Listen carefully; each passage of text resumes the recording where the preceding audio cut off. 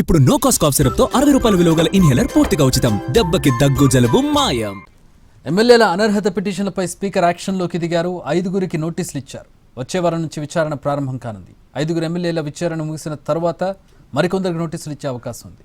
ఎమ్మెల్యేలు దానం నాగేందర్, కడియం శ్రీహరి, పోచారం శ్రీనివాసరెడ్డి, అరికిపూడి గాంధీ, తెల్లం వెంకట్రావు, సంజయ్ కుమార్, కాళే యాదయ్య, ప్రకాష్ గౌడ్, కృష్ణమోహన్ రెడ్డి, మైపాల్ రెడ్డిపై బీఆర్ఎస్ నుంచి కాంగ్రెస్లో చేరారు.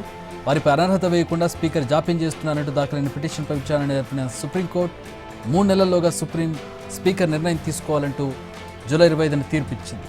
ఈ నేపథ్యంలో న్యాయ నిపుణులతో స్పీకర్, శాసనసభ వ్యవహారాల మంత్రి శ్రీధర్ బాబు చర్చలు జరిపారు.